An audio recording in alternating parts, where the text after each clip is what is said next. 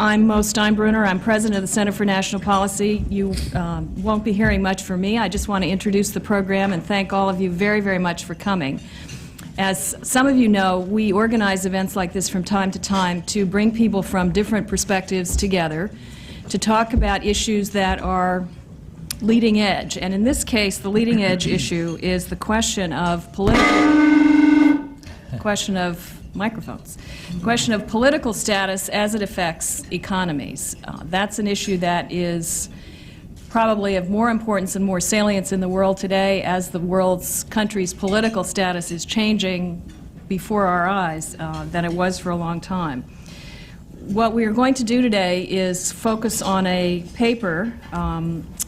Our discussion will be moderated by the Center for National Policy's chairman, Mike Barnes, and I'm going to introduce him, and then he will introduce the panel and moderate the discussion. Let me just say that we've asked all of our original presenters to be crisp and short with their opening remarks so that we can get into a discussion, and I expect Chairman Barnes to wield his gavel if anyone doesn't do that. He won't, he's too nice.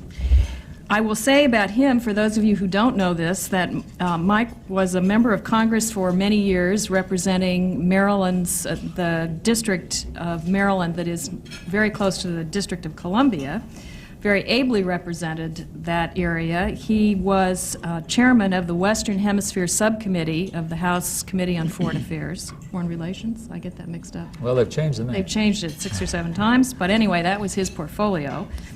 He tells me also, which I didn't know until today, that he visited Puerto Rico a number of times and has lectured in Puerto Rico. In addition, he currently is chair of the U.S. Panama Business Council and is a member of the U.S. Colombia Business Partnership. He has wide-ranging interests in Latin America and also, of course, has a very deep and knowledgeable sense of the U.S. political system. So we couldn't have a more apt moderator today. And so with that, I'll turn it over to Mike Barnes. Well, thank you very much. On behalf of the Board of Directors of the Center, I want to welcome everybody here today. We're delighted to host what promises to be an extremely interesting discussion. I want to note with pleasure the presence of the Treasurer of the United States, Mary Ellen Withrow, who's with us and who tells me that she's about to go to Puerto Rico in her official capacity to deal with financial issues affecting that important part of the United States territories. We're delighted to have you with us. I'm not going to take any further time, but rather immediately turn to introducing our panel. We've got, as you will see, an extraordinary group of individuals who bring a terrific background of expertise to this discussion today. The discussion will be led off by Professor Fernando Lafort, who will lay out for us a paper that he has developed entitled "Is Puerto Rico Converging to the United States?" Professor Lafort is a professor at the Catholic University of Chile in Santiago, and his paper grew out of his dissertation in economics at Harvard University and is a working paper of the Harvard International Tax Program. After we hear from him, we will hear from Michael Gavin. He is lead research economist in the office of the chief economist of the Inter-American Development Bank, where he's responsible for research and policy analysis of macroeconomic developments in Latin America. He previously taught economics at Columbia University. Then we'll turn to Inez Bustillo, who is currently an economic affairs officer at the Washington office of the United Nations Economic Commission for Latin America and the Caribbean. She previously taught economics at University in Mexico and also here at American University in Washington. Then we'll hear from Teresa Fuentes, a principal at Ernst & Young in Puerto Rico, formerly served as Assistant Secretary for Internal Revenue at the Puerto Rico Treasury Department, and is a specialist in tax practice and administration, both in public accounting and in government. Then we will hear from Robert Picciotto. Mr. Picciotto is the Director General for Operations Evaluation at the World Bank. He's been with the bank in a variety of capacities for over 30 years, including director of the Latin America and Caribbean Projects Department.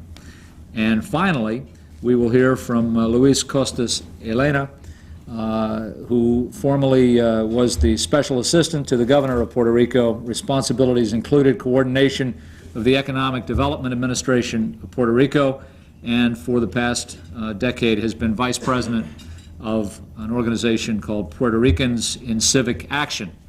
As you can see, the admonition from our president, Ms. Steinbrenner, that it's necessary for our panelists to be brief in order for us to have a discussion is rather important, because we've got so many panelists with so much to say, and we recognize each one of them could speak for hours on this topic, but we have to constrain the discussion to a very limited amount of time. But first of all, we'll ask Professor Lafort to present his paper. Welcome. Thank you very much. Okay. And just stand up there. Okay. I should perhaps mention that these lavalier mics are not on the audio system in the room, so you may have to shout a little. Oh, okay. Thank you.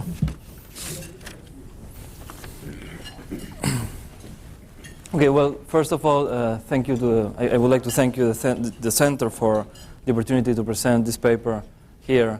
And I'll try to be as short and concise as possible. This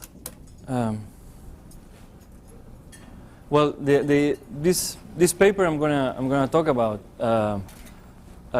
deals about the issue of how comparing the performance of Puerto Rico in the last, say, 40, 50 years in terms of economic growth from the right perspective.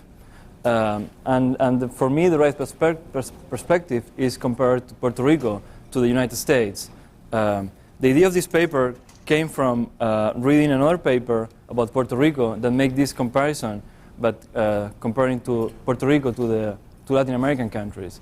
And what I thought is that basically the interesting point is not how Puerto Rico does with respect to, say, Uruguay, though that might be interesting, but how Puerto Rico has been doing compared to its neighbors, and in particular the states of the United States. The idea of the research is basically to present a theory called Convergence Theory that is framed into the neoclassical model of growth, of economic growth, that is the basic for this analysis, and then use this theory to evaluate Puerto Rico's economic performance. What I find in this study is that if you look at the data for the last 40 or 50 years, you find that Puerto Rico hasn't been converging to the United States. And I'll try to explain what does that mean. Then I try to find out what would be the reason for this failure of convergence. And I try several approaches and find out that one possible explanation is the political status. So I asked that question and tried to see if the data shows any relationship between political status and economic growth. And then at the end, I just present some very rough calculations, just showing what is the cost of failing to converge for an economy like Puerto Rico. Okay?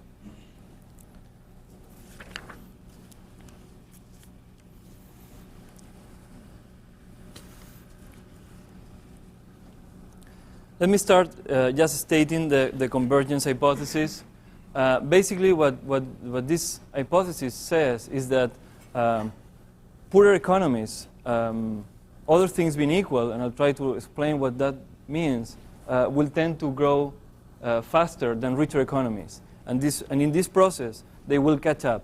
Okay? They will get closer in terms of per capita income or any other measure of economic performance to the richer economies. So if you have a group of economies that have more or less the same institutions and other things, you would expect to find that the poorer the economy is, the faster it's going to be growing in time. So at the end, they will be closer. Okay, that's the basic idea, and I'll show some evidence. But I mean, this is not the purpose of this paper because there is a large literature that shows that the convergence hypothesis is being proven to hold for almost, any group of economies that you consider once you control for adequate determinants. Well, why does this convergence hypothesis hold, or from where does this hypothesis come from? The idea is that in the neoclassical framework of economic growth, if you have some scarce resource, then you're going to find that your production function exhibits diminishing returns to capital. That means that as the economy gets richer, then you're going to get less and less out of your investments, so you're going to stop growing. So instead, if you're a very poor economy with a very a small amount of capital, then you're going to get a very high return in your investments, and that's going to help you to grow faster. Okay? Well, as a result of this process, what you're going to find is that most economies that face this kind of diminishing returns, which is like some kind of empirical finding, they will tend to converge towards a steady state. And the steady state is the point in which this force is over, in which you stop growing because of the convergence force. Okay? So just to make things a little bit clearer in that area, let me just show you what would be an analogy. So if you think in humans, well, you can think of the steady state of being how tall are you going to be in adulthood, and then the convergence force is the force that makes you grow, and the younger you are and the smaller you are, the faster is going to be the rate of growth. So you grow very fast when you are 2 years old, and then you stop growing as you get older. So what we expect is that for all other things equal, is that economies in this infant state, like they are poorer, but they have all the potential conditions to be a big adult. Well, they are going to be growing fast as they are, when they are younger. Okay, so we are going to expect poorer economies to grow fast. Let me show this graph because afterwards I'm going to show some evidence, and that may help, may not, but may help to understand the evidence. What I have in this figure is just in this vertical axis here, you have the rate of growth of different economies, of different countries or economies, whatever we are considering. And in the horizontal axis, we have the income level. So what you see is that just look at, for instance, what happened with the economy A that I have in the upper line, is that as this economy is converging to this steady state, where the line intersects the horizontal axis, and what you see is that what you expect is that if the economy is poor, basically is to the left, so it has a lower income level than this steady state value, the rate of growth is going to be very high. And as the economy, because of this growth, approaches the steady state level, the rate of growth is going to be decreasing. Okay? So that's true for one economy. Now what happens if we consider several economies at the same time? So we have several economies, and all of them share the same steady state because they are basically have the same institutions, the same economic and political framework. What you're going to find is that if these economies only differ in their initial level of income, what you expect is to find the poorer along this line, all the economies, with the poorer economies here with high rates of growth, and the richer economies very close to a steady state level with very low rates of growth, but much richer. Okay?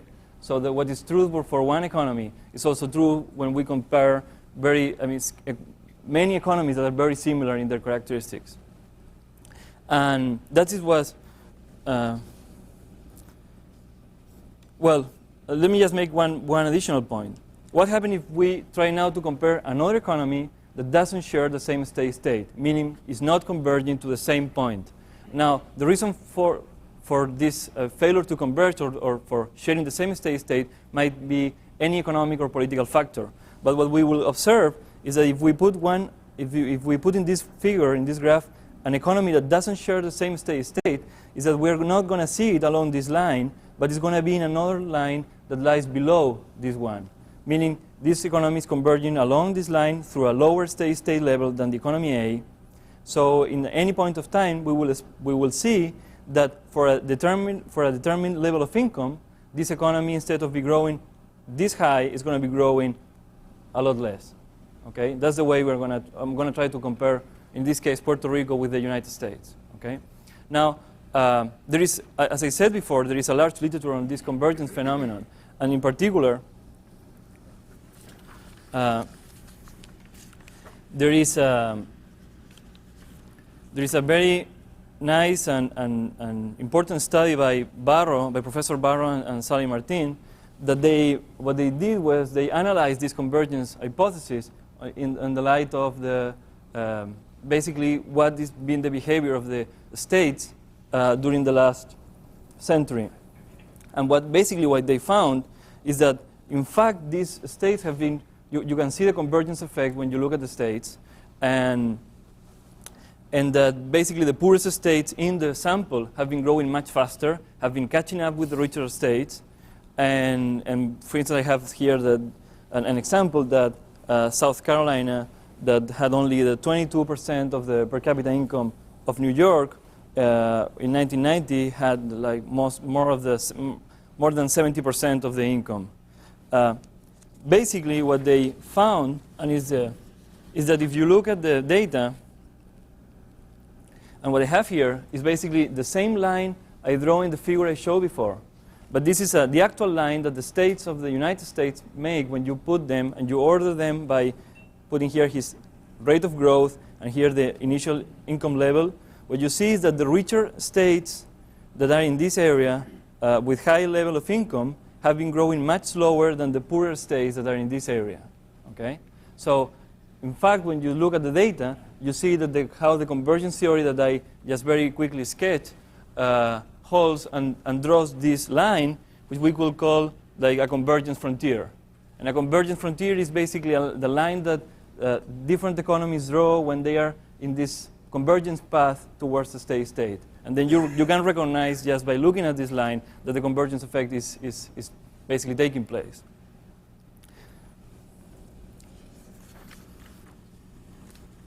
Well, this is true also for other economies. Like if you look at European data, you will see that regions have been converging, poorer regions have been converging towards richer regions.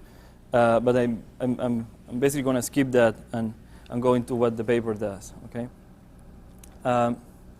So the first question I wanted to ask is: has Puerto Rico been converging in the sense of closing the income gap with the United States, as this theory predicts? And basically, yes. What I found is that the answer is no, and I'll show you a graphic that clearly shows that.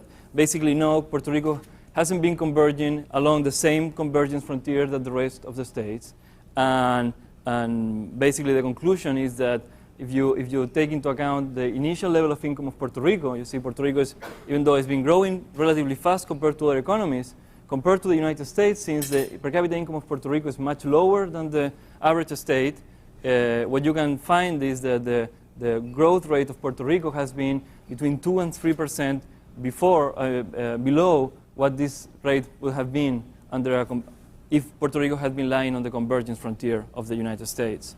Let me just show you that very, very quickly. What I do is in the paper is I use panel data regression analysis to basically try to fit what the data for the United States show.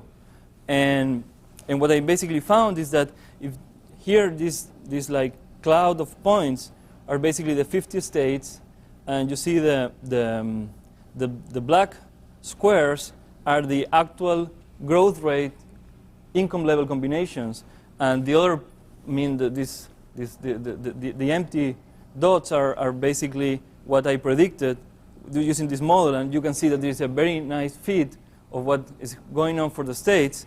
So then you just have to extrapolate what would this relation imply for Puerto Rico, and it's basically some kind of a growth rate around 6%, between 5 and 6%, that is much higher, or is higher than what you should expect for a state, because Puerto Rico is much poorer. And what I found is that basically the actual growth rate of Puerto Rico falls well well below the predicted growth rate. And this difference, this gap, is basically almost 3% per year. So basically, what the conclusion is that Puerto Rico is not in the same path as the rate of the state, is lying behind. And if things keep the same way, what you're going to find is that Puerto Rico is going to be converging to a different state and is never going to get to the same income level as the United States has today. Well, the obvious next question is try to find out why we find this gap between Puerto Rico and the States. And well, what the standard economic growth literature does is just look for variables that may explain this difference. And that's what I did. I basically asked myself what would be the reason for Puerto Rico have a different state income level than the US, okay?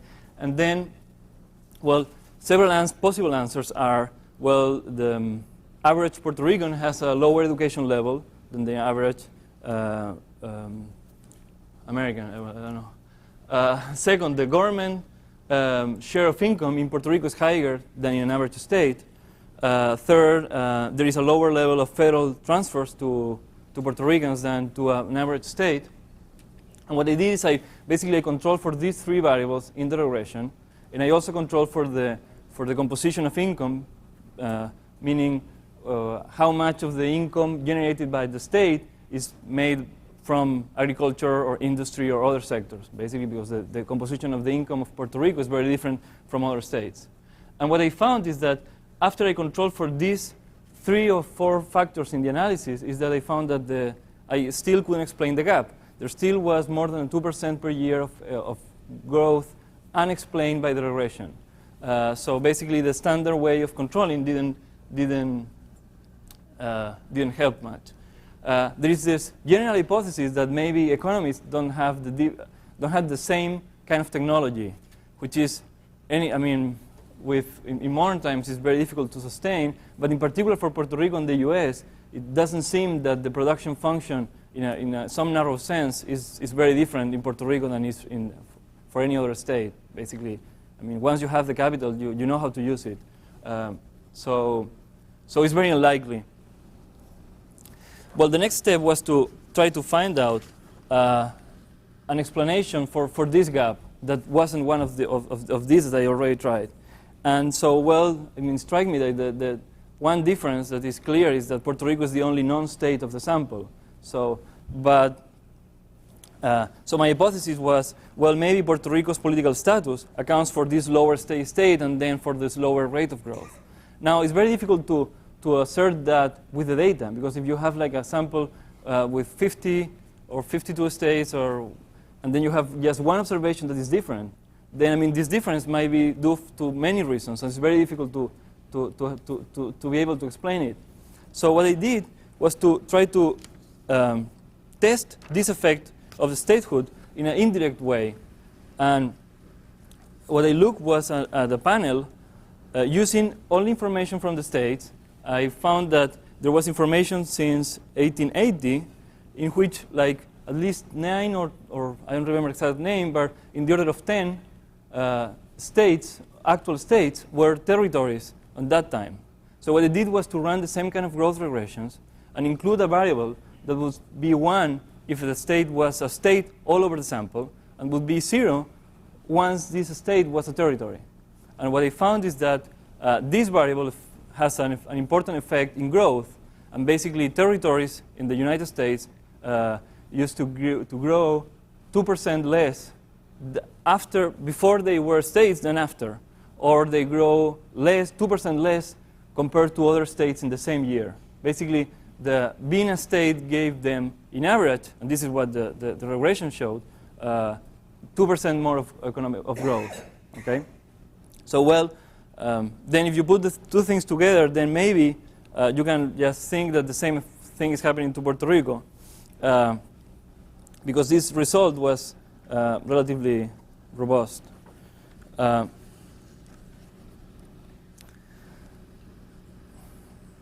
Okay,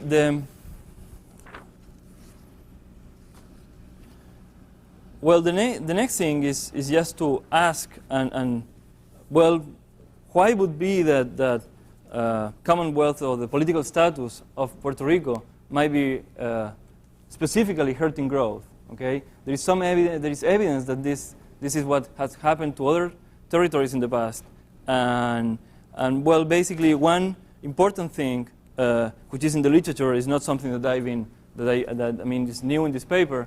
Is that uncertainty is very important. Uncertainty about the rules of the game, about what the political status of the island is going to be in the future, are things that investors, local and American, take into account when they are deciding what to do in the island. So there are this idea of that the only reason for investing in Puerto Rico is just the tax incentives, and there's also this dependence mentality that might discourage some good economic reform. Now, all this, I mean, basically all these reasons, what they try to account is that the difference in the institution, political and economic of Puerto Rico, might be hurting the way economic reform or economics should be conducted in the island. But basically, probably the main effect here is the existence of uncertainty with respect to the future and the rules of the game in the future. Okay.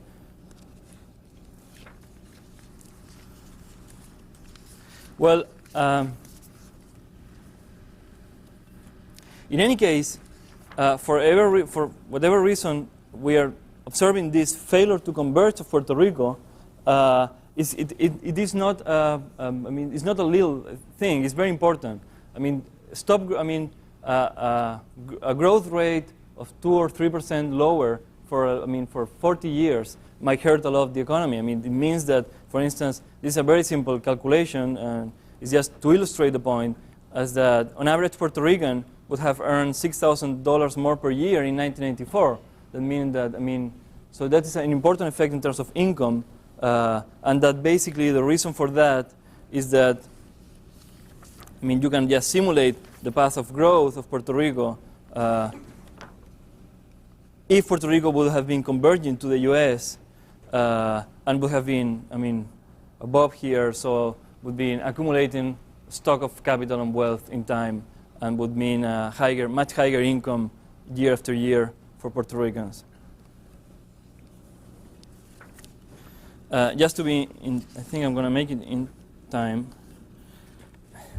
Let me just go very quickly through the main conclusions of the paper. Well, the first one is that Puerto Rico has not been converging to the United States, and I think that's probably the main lesson from this paper, and is that even though Puerto Rico has been used in the past, like as an example for good economic policy and good performance, when you compare it to the United States, then you can see that this hasn't been true, and that Puerto Rico hasn't been doing that well in that sense. And that effect is very important. It's almost between 2 and 3%, almost 3% of lower growth, which if you accumulate it on time makes a big difference. Now, political status have affected growth in the past. It's been an important variable affecting growth in the past for territories of the United States. And this is this finding of that territories used to grow 2 percentage points below what states were doing, and they increased the rate of growth after they became states.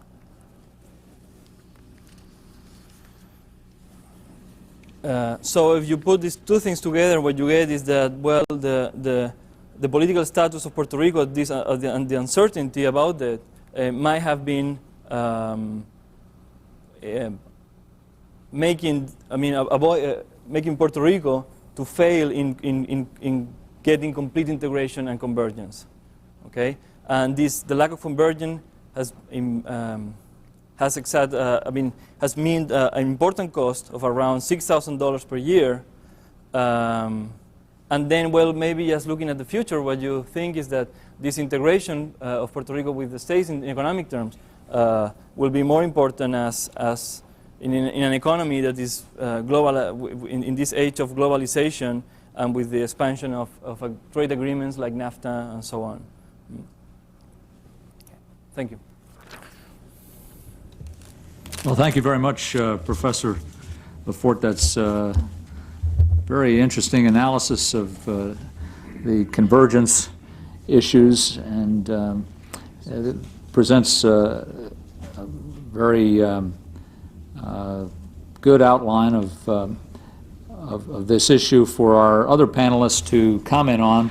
As we indicated, we're asking the panelists to be quite brief so that we'll have an opportunity for everyone here to engage in a discussion, hoping the panelists, despite their ability obviously to speak for some time on this issue, to keep their initial comments from 3 to 5 minutes so that we can then have an opportunity for a discussion. First, we'll hear from Michael Gavin. Okay, well, first let me, at the risk of using up my time, thank the Center, and Mo in particular, for allowing me to discuss this very interesting paper. You get extra for that. Thanks.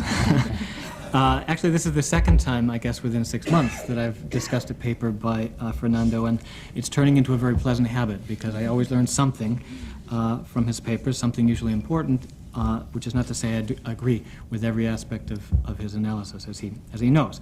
I want to organize my comments around 3 main questions. The first, how strong is the evidence that Puerto Rico's growth has been disappointing over the past 40 years? This is going to involve some slightly technical issues, but I think they're important for those of you who are interested simply in the bottom line to know not only what the estimate is, but how we should think about that estimate. How firmly should we believe in these results? Secondly, is the political status of Puerto Rico a convincing explanation for any growth shortfalls that have been identified? I'm going to be a little bit skeptical about the magnitude of the growth effects that are attributed to investment, to statehood. And so then the third question will be, is there a more convincing explanation for Puerto Rico's growth experience? And then I'll just very briefly summarize if I have a few moments to do so. The first major and really important point to bear in mind when you think about the work that's been done here, and if you could put that first chart up there, thank you. Yeah, is that Puerto Rico is a big outlier in the data set that Fernando is using. What's essentially going on, no, the other one, sorry. Oh, number 4? Yeah, thanks. Okay, it's upside down. Okay, what's essentially going on is that the author is extracting from the experience of the 50 United States and drawing lessons about the experience of Puerto Rico. And that's a perfectly legitimate exercise. But because Puerto Rico is so very different in its initial conditions, it exposes the analysis to certain statistical pitfalls that need to be borne in mind. First of all, if you think about what's being done, essentially the statistical analysis is drawing a straight line through the U.S., the black dots there, and then predicting what would happen to Puerto Rico. Well, that prediction depends very much upon the assumption of linearity, that there's no curvature in what the author calls the convergence frontier. If that frontier is a little bit bowed, it could make a big difference to the magnitude of the growth shortfall that we see. I think this is a real issue. For example, suppose we ask ourselves hypothetically the question, what will we expect growth to be in Guatemala if Guatemala were granted statehood tomorrow? Well, Guatemala's initial per capita income is going to be way, way, way, way, way to the left of anything that you see here, and I speculate that the prediction from this linear regression would be growth rates in the high teens, maybe the low 20%. Is that plausible? Well, maybe not. Maybe this linear relationship is approximately valid within the United States, but is a little bit weaker as you get to historical experiences that are very different.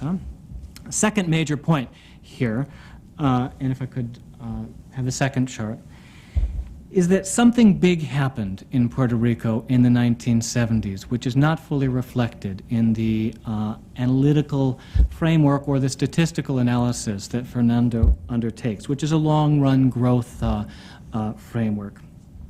One interpretation of the experience that leaps out to me when I look at this picture here is that that solid line looks like rapid convergence with the United States up until the early 1970s, a miserable 1970s, and then the reestablishment of convergence, maybe at a slower rate, after the 1970s and the 1980s and 1990s. Now, obviously, the policy conclusions of a view like that are going to be very different from the policy conclusions of a view which essentially treats the entire time period as one sample being drawn from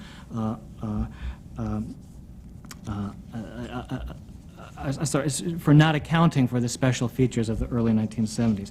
More to the point, I would argue that this experience casts some doubt on the author's preferred explanation for the relatively slow growth in Puerto Rico.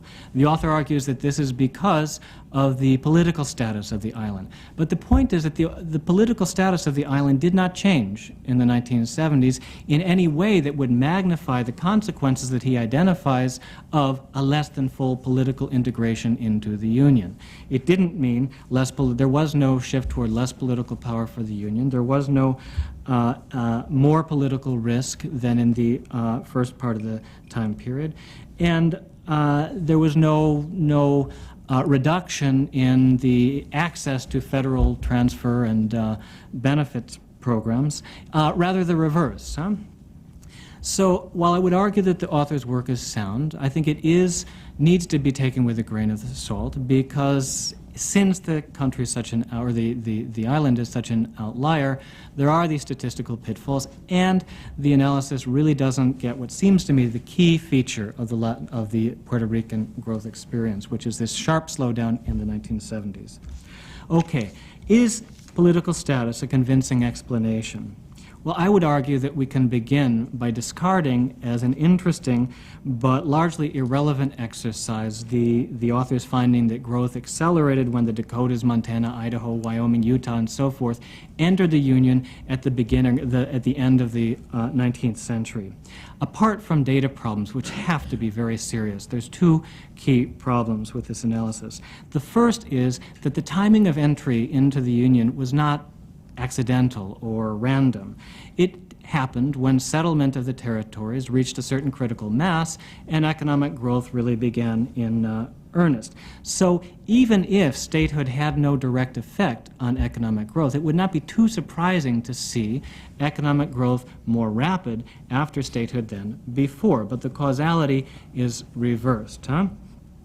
Even if there is some direct causality from statehood to growth, this problem means that the effect of statehood on growth is probably overstated in the analysis that the author makes. Very quick, very quick. Second, and more importantly, the economic and social context of the Western territories in the 19th century differed dramatically from those of that of Puerto Rico now. Then, the establishment of the rule of law for Europeans at least, and the production of, again, European property rights was a real issue, and the entry to the Union, which would have strengthened those property rights and weakened the claims of Native Americans, was a real issue. It's hard to see similar issues looming so large in the Puerto Rican context, especially since, remember, the United States is highly federal political structure, and many of the decisions that pertain to property right protection and so forth would still be in the hands of much the same local political actors as they are currently. Let me skip that since I don't have too much. I'm already over my time. What changed in the 1970s? Well, this might not be the right forum to raise this as a hypothesis, but I would argue that, and others have as well, that the extension of the U.S. social safety net, and especially the minimum wage to Puerto Rico at about this time, is a much more convincing explanation for why growth slowed, unemployment rose in the 1970s than the political status. At least it has the virtue of being consistent in timing, and is also analogous and supported by data from regions like Eastern Germany and other places where social programs that are relatively non-binding and therefore fairly harmless in a relatively rich region are highly binding, highly distortionary, and very bad for growth in a poor region of the country. In summary. We're going to have to go on. Okay, let me leave it at that then. Thank you very much, Mr. Gavin. I was waiting for that answer, what happened in the 1970s. It does sort of beg that response. We'll turn now to Inez Bustillo.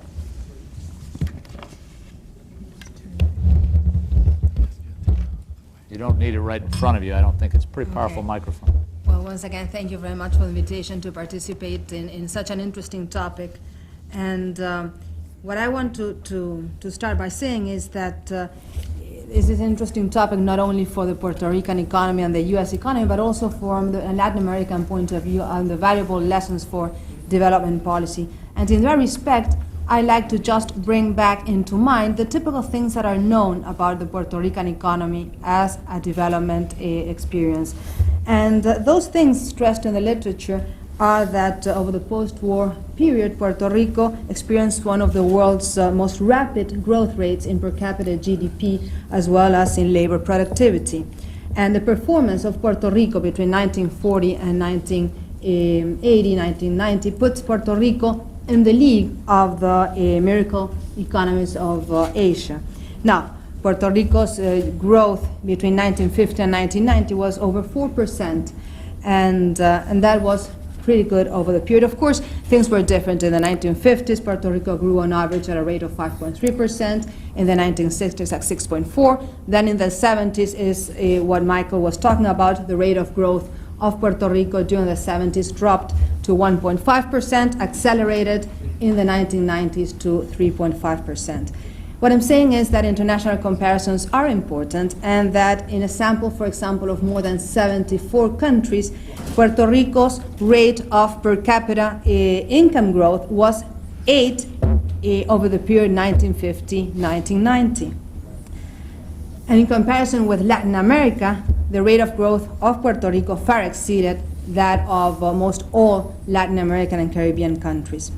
Now, even though that is what we know, Puerto Rico, and that's where the study starts, Puerto Rico's per capita GDP in 1990, which was about $9,000, was higher than that any country of Latin America, but nevertheless was only 3/4 of the per capita income of Mississippi, which is the poorest state of the United States. So that, according to the author, warrants looking at the economic history of Puerto Rico in the light of how it compares with the states of the United States. And the author says that that is the right perspective in which Puerto Rico should be analyzed. Now, the author, Fernando Papers, then compares the per capita income growth of Puerto Rico with that of the U.S., and then draws conclusions about the effect of Puerto Rico's political status on the island's economy. Now, with regards to the first point, I'm not going to repeat what the author said, but Fernando finds that Puerto Rico has been growing at a rate more than 2 percentage points lower than what it could have grown if Puerto Rico had been a state. And then the paper goes on to argue that statehood would have improved the growth rate of Puerto Rico. And the basis of the argument is, and I'm quoting directly from the paper, the benefits of statehood, which include political power, full parity in federal funding, and the psychological lift that attracts capital to political stable environments. The author supports those arguments on the basis of the experience of several of the territories of the U.S. that converted into states at the turn of the century.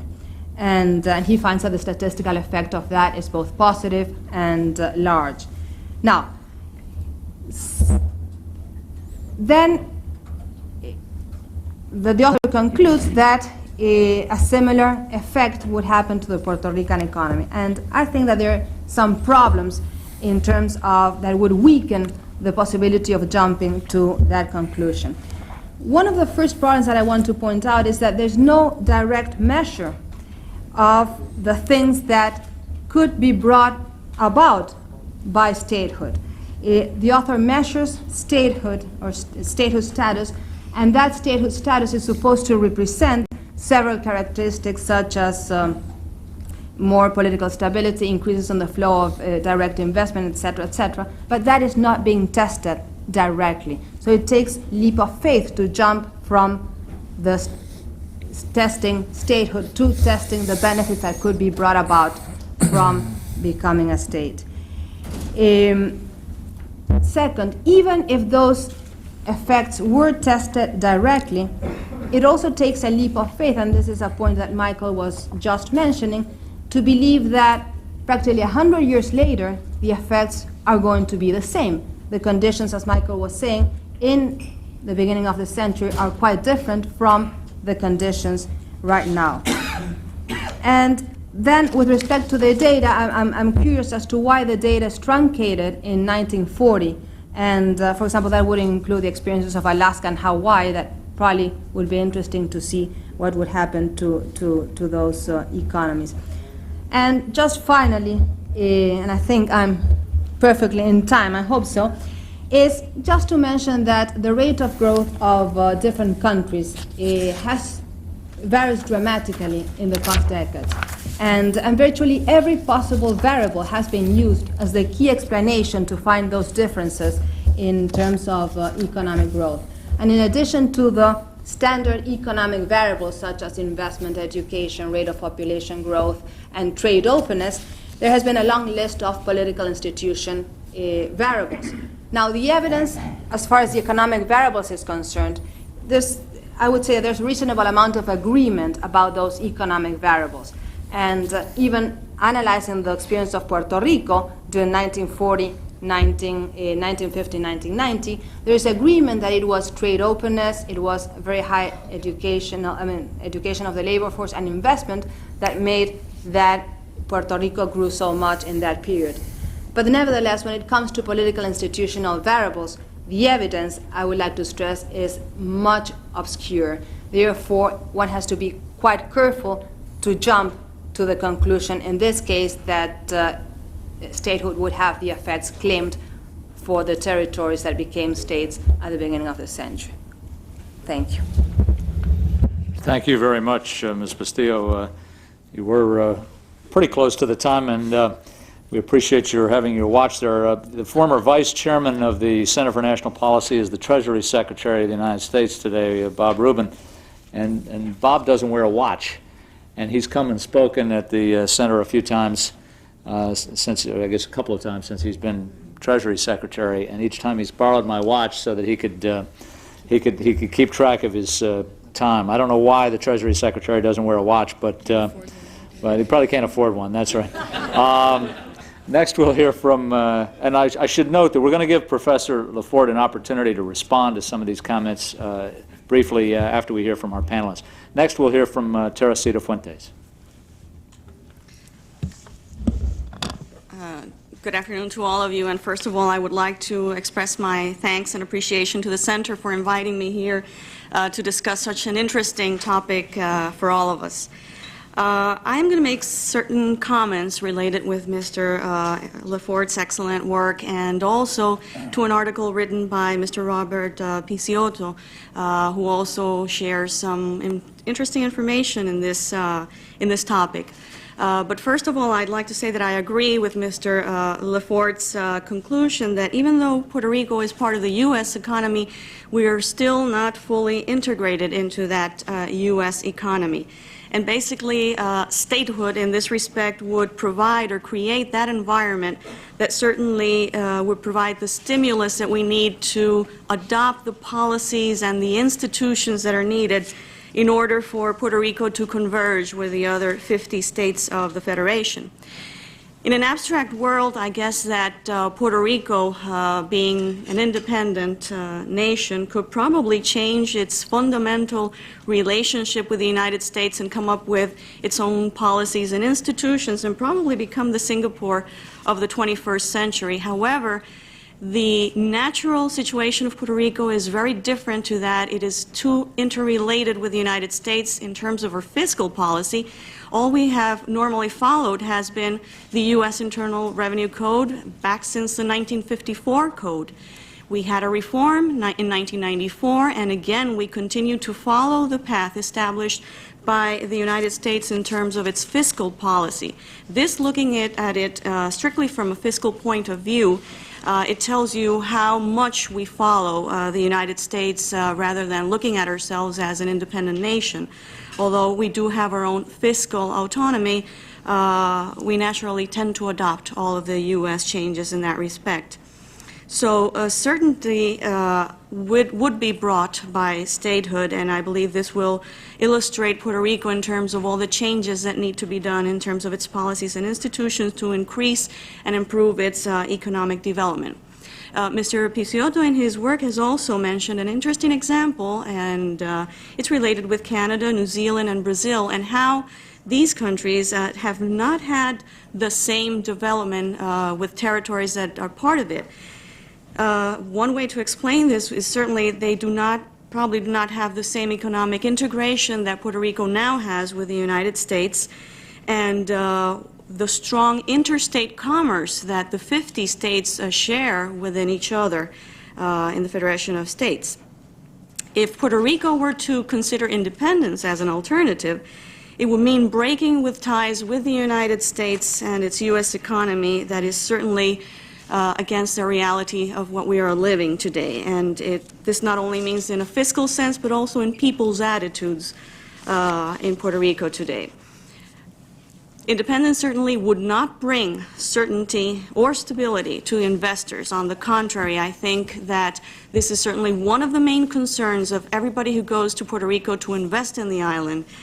I can tell you for a fact, having been in the government and now in the private practice, when I try to illustrate to possible investors that are going to come to Puerto Rico, and we're talking about our new Tax Incentives Act, which was legislated just this past December, and it's amazing how their first question is, well, what guarantees do we have in the sense of having a tax exemption, and until when? How is Puerto Rico going to be changing politically? So you see that there is a seed of uncertainty always planted there, and it's all related with our political situation. This question is coming up every time more often, and is certainly something that we necessarily have to be dealing with.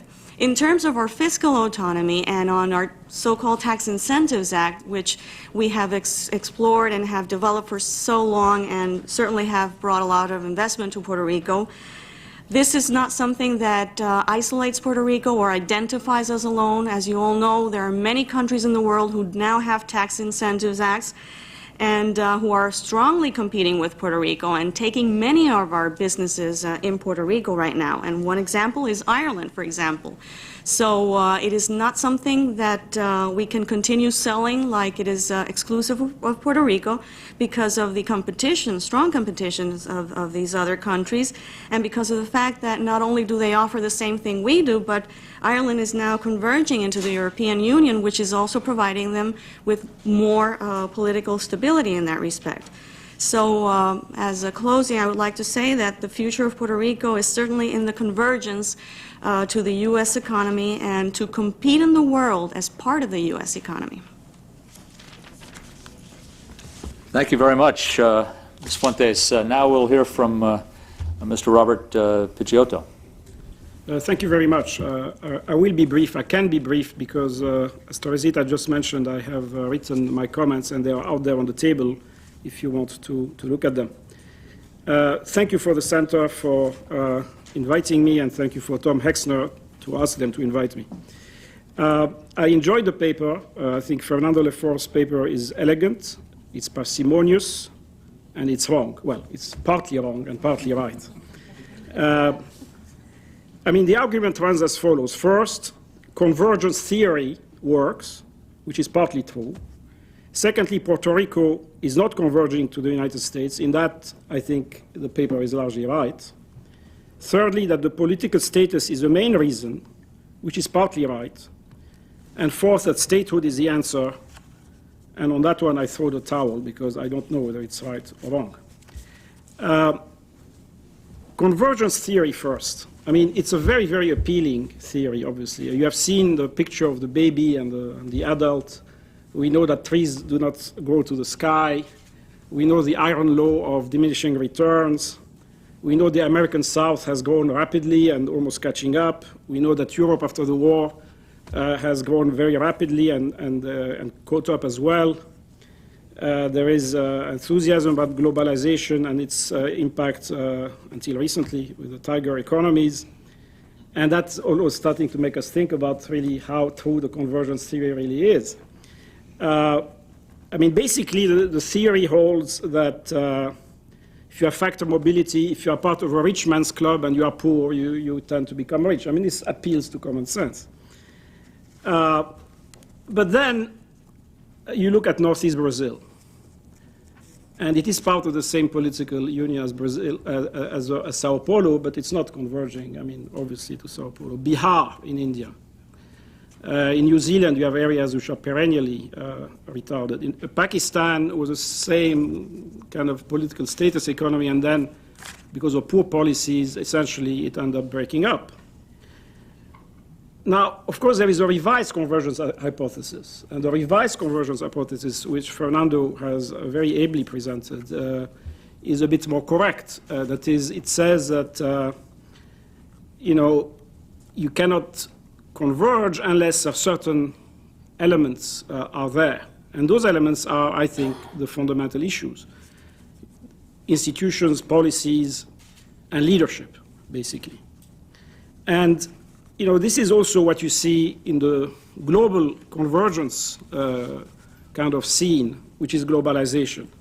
I mean, in globalization, what we find is that there is some convergence and also some divergence. One World Bank economist has written an article called Divergence Big Time. I mean, you can make an argument that globalization is marginalizing very large parts of the world. Those countries who are not able to adopt the policies or build the institutions necessary to enjoy the benefits of being connected to the mighty global engine of the world economy are essentially falling off the table, whether it's Africa particularly. So which really leads me to the second point of the paper, which is Puerto Rico converging to the United States or not?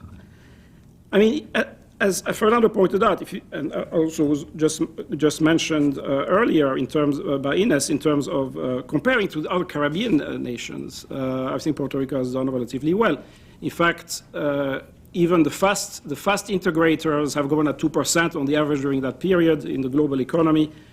And the popular view is that Puerto Rico is a model of development. It has grown faster than the rest. I think this is what the statistics show. But the reality is that the question is really at what cost? And of course, the United States has borne a very heavy cost for this. And we have $1,500 per capita, which is essentially a transfer. If you look at the numbers, I mean, the savings are not there. You have 3 times the unemployment of the United States. And then also, if you compare it to other economies, if you look at the good performers, Trinidad and Tobago, St. Kitts and Nevis, Barbados, Malta, Cyprus, Singapore, Bahamas, whatever, I mean, the per capita income is in fact, in purchasing power term, higher than Puerto Rico's. Puerto Rico is about $8,000 per capita. But you have, say, Cyprus at 14,000, Malta at 11,000. And so forth. So given the investments and the enormous fiscal advantages and the access to the United States markets, one can really argue that the capital, it's a highly capital-intensive economy, and it has really very poor capital output ratios, basically. So I think I do agree with Fernando's thing that essentially there's something else going on there.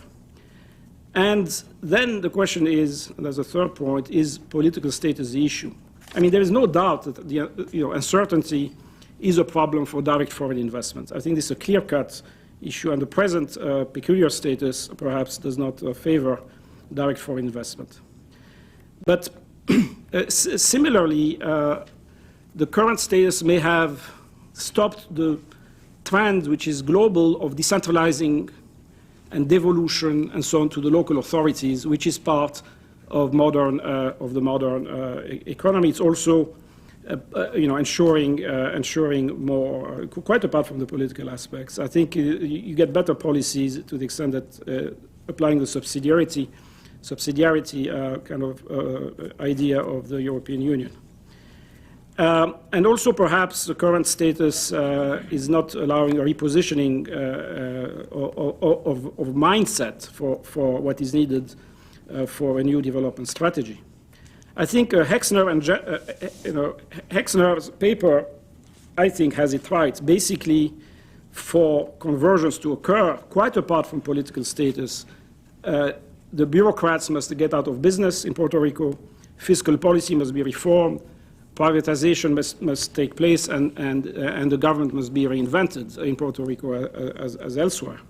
And to the extent that these actions are taken, these policy actions are taken, I think it's more likely that you get convergence, whatever the political status.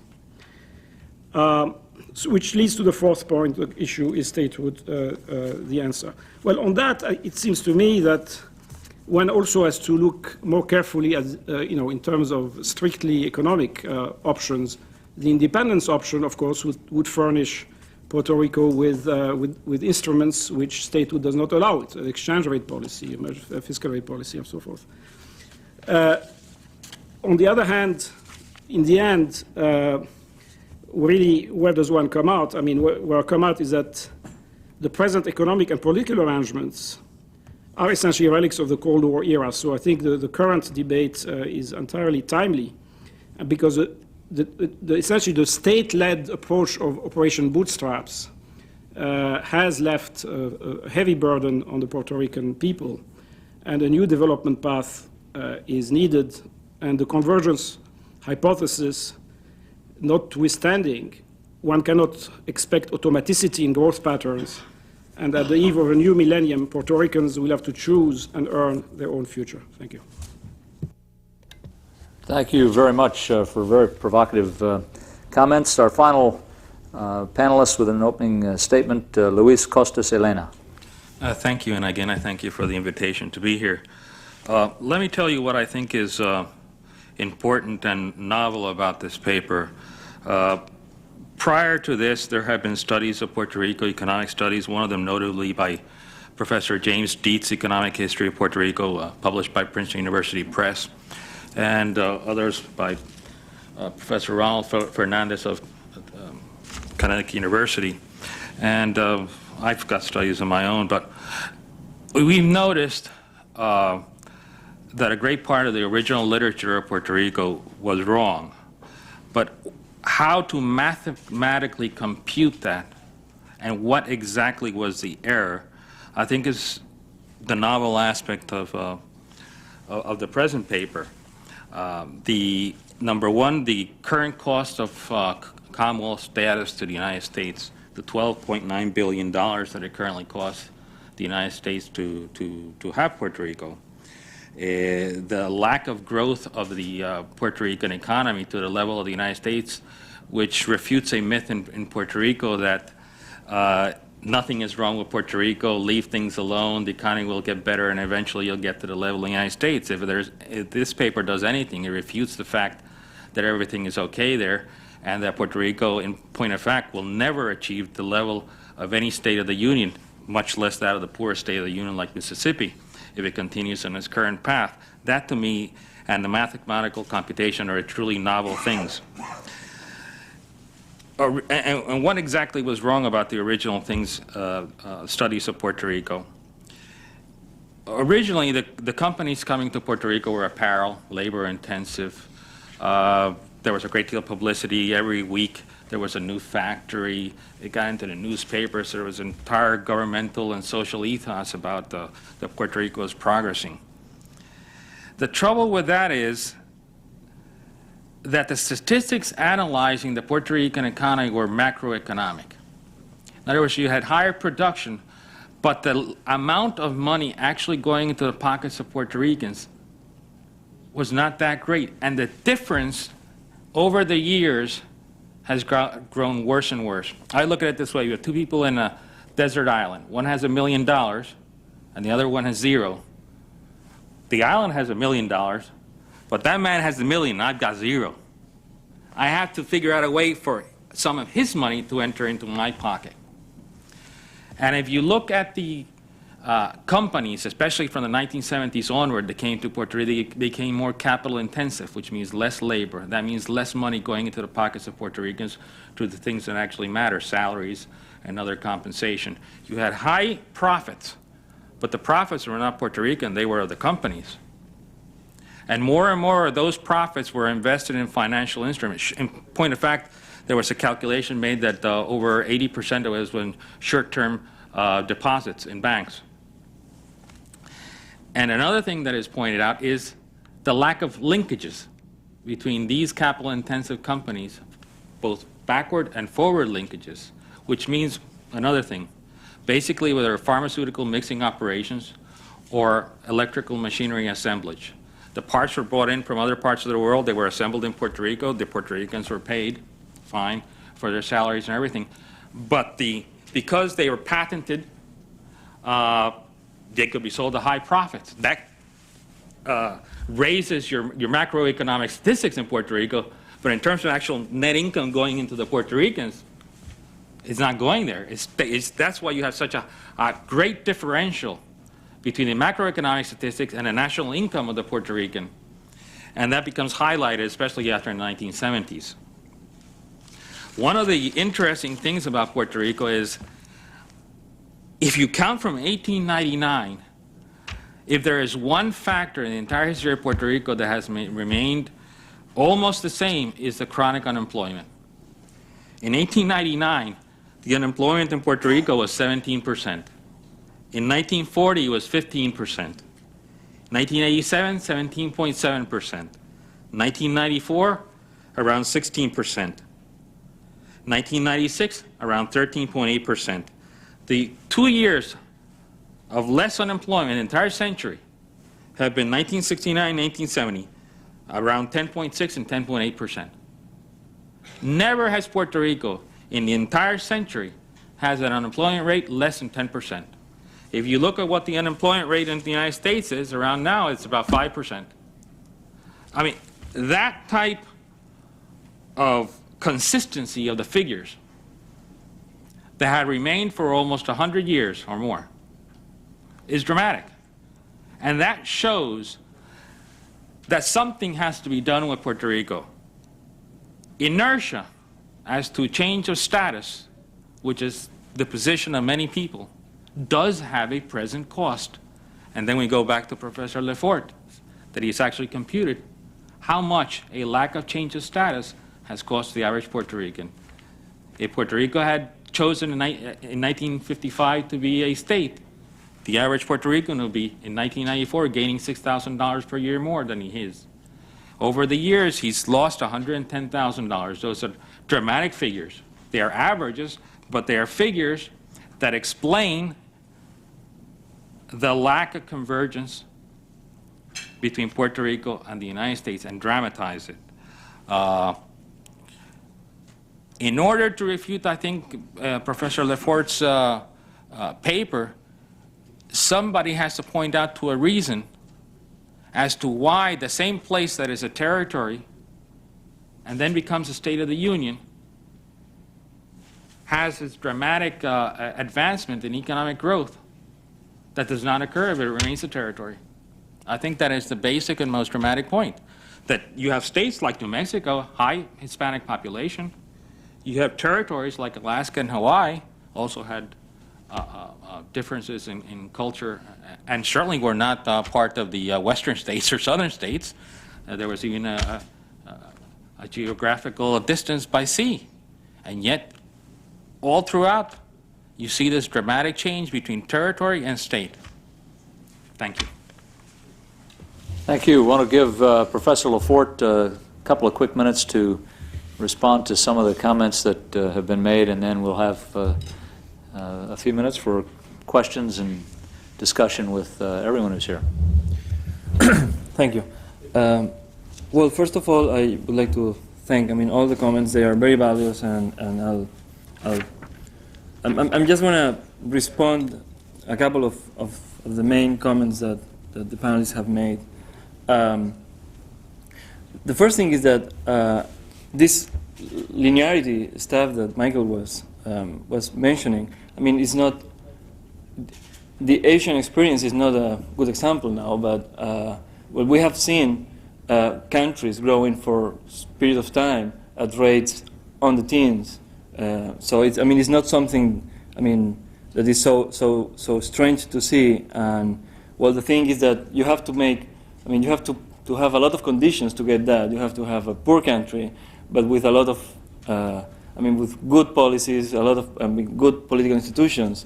So it's not something that you are going to get in many occasions, but I guess rapid growth is something that we have seen in the past. The other good point that Michael made was that there is this effect during the 70s that I saw when I was working on this thing, and basically the growth analysis that I'm doing, although it takes care of long periods of time, in the way it's being done, which is with periods of 5 times one after the other, it tends to capture these fluctuations during, like, I mean, this effect of the 70s, it lasts for more than 10 years. And what I did is not, I didn't mention it in the presentation, but what at some point I did is I look at subperiods, and then there is no evidence that the underperformance of Puerto Rico was worse during the 70s in terms of what, I mean, you can predict cross-section after cross-section. So at some point I had these results in subperiods, but then I decided just to put them together. There is another thing that you have to take into account is that although this political is true that you have economic events going on during the 70s that affect the economic performance of Puerto Rico, but many of them are endogenous, I mean, are caused by the political status. I mean, you cannot, like, think that some of the policies that were implemented would have been implemented under another political status. So, although, I mean, you made this point in another point on the causality, but you have to think that causality, in some cases, I mean, it might run from the political status to some of the economic policies, and then look at the data. I mean, and then you can see it in the data. So I'm not sure that some of these explanations are free of this political status problem. And then the other general comment is that, of course, political status is neither a necessary or a sufficient condition in order to secure high economic growth. And what I do in the paper is just show what is the cost of not converging. And of course, it's just difficult to say that this whole cost is just due to, I mean, the only way you can cure this problem is by changing the political status. But anyway, because of this causality going from one way to the other, and because of because of, like, political stability may help, the way it might help in getting the right policies, then, I mean, it's very, I understand the point, and it's very difficult to separate effects. I think still the point of, like, there is something to gain out there, it's important, okay? Well, thank you very much. Thank you. Now let's open it up for any questions or comments from other participants here today. We've got about 10 minutes or so to continue the discussion. Yes? My name is Peter Rosenblatt. Yep. Just hit the button and it'll go on. You don't need to lean right up to it. It's pretty powerful microphone. My name is Peter Rosenblatt. I have a couple of points. Firstly, if, as is indicated in one of your charts, the growth rate of Puerto Rico is as high or nearly as high as the fastest growing states in the United States, which are converging, why isn't Puerto Rico converging? Secondly, it seems to me that a most valid point of comparison, which is not touched upon, at least in your presentation, are the other territories of the United States, of which there are 4. I suspect, without knowing, that if one were to analyze the growth rates of those territories, one would find that some of them are growing at a faster rate than Puerto Rico and some less so, even though they do not have the advantages or all of them don't have the advantages of Commonwealth status. Thirdly, if political status is the root cause of the problems of Puerto Rico, why does one need to consider statehood or even statehood and independence as the only alternatives? The alternatives that face Puerto Rico and the other territories are enhanced Commonwealth status, eliminating some of the problems that you've pointed out, and free association, which is an entirely different form of association with the United States.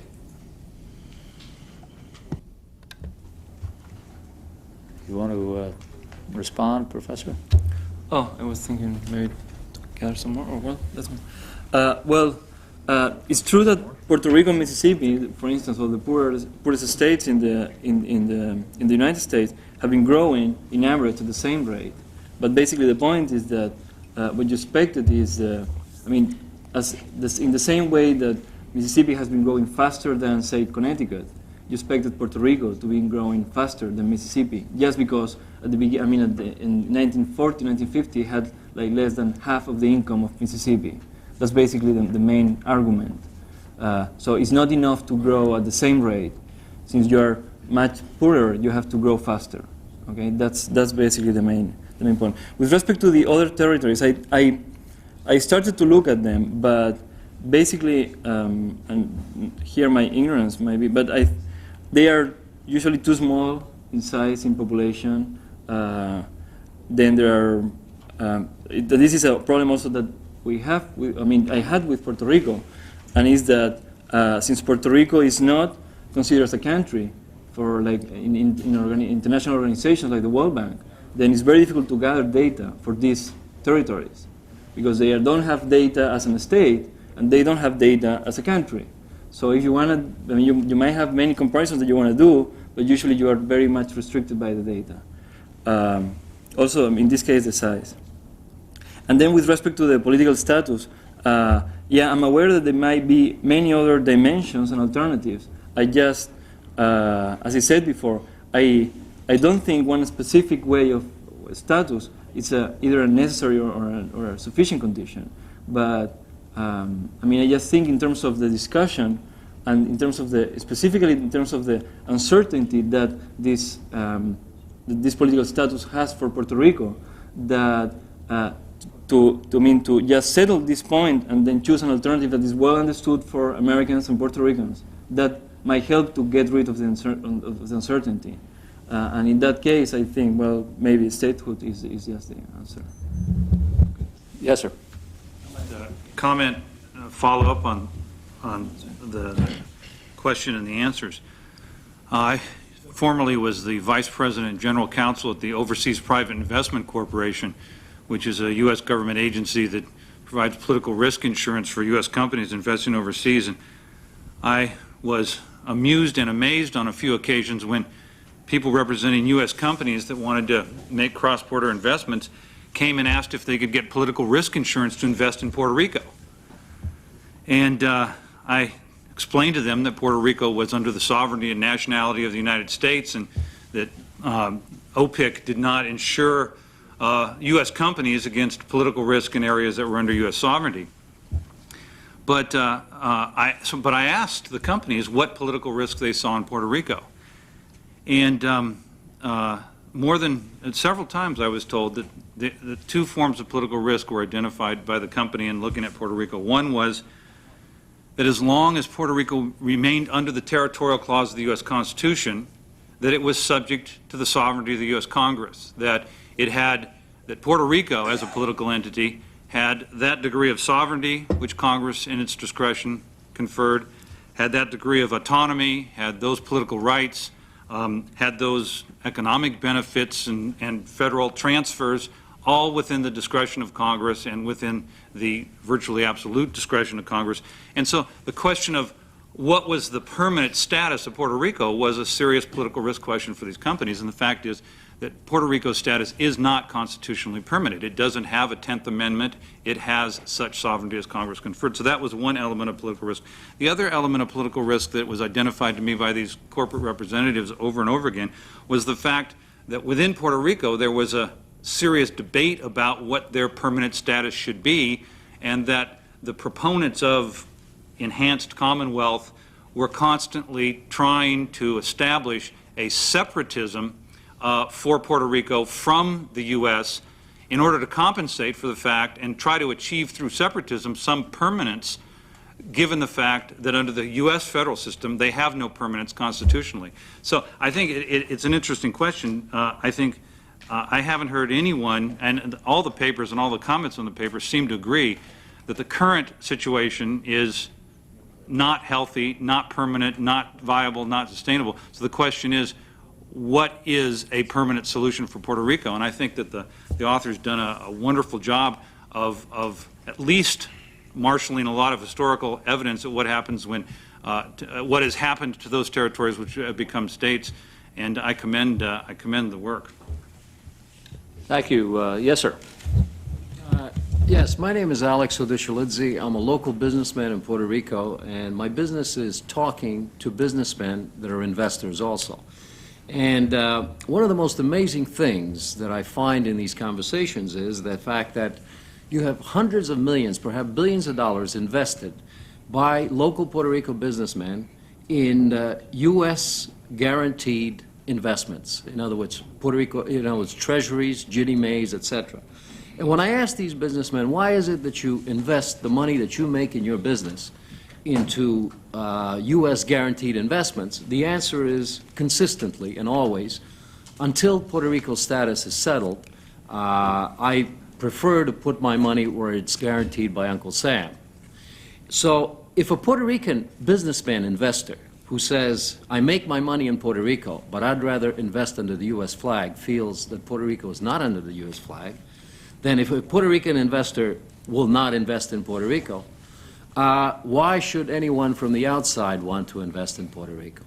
And I think that right now is the problem. It's what's creating that unstable economy that is that we're experiencing right now. And the second part is probably directed at Mr. Rosenblatt. I enjoyed your comment. The only problem is the fact that that the decision of Puerto Rico's change in status does not really fall in the hands of the people of Puerto Rico. It's in the hands of U.S. Congress. And I think we would like for U.S. Congress to help us and direct us in order to be able to choose a particular status that will help us build a solid economy so it'll attract investment. Thank you very much for those comments. We promised everyone that you'd be out of here at 2 o'clock, and it's just about that time. So I want to ask all of you to join me in thanking Professor Lafort and all of the commenters today for the excellent presentation. Thank you very much.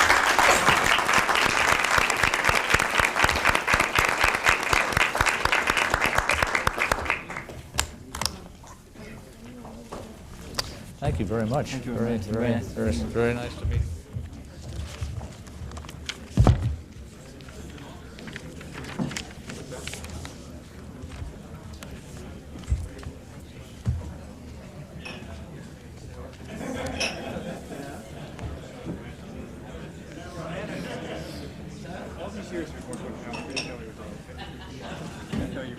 Yeah, you did?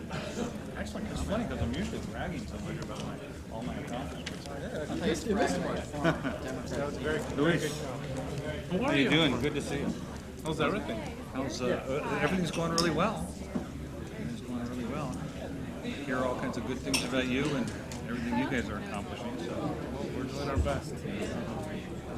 Got a big resource down there that we were not using at all. So yeah. It's just a matter of getting the troops together. Well, we'll be around on the edges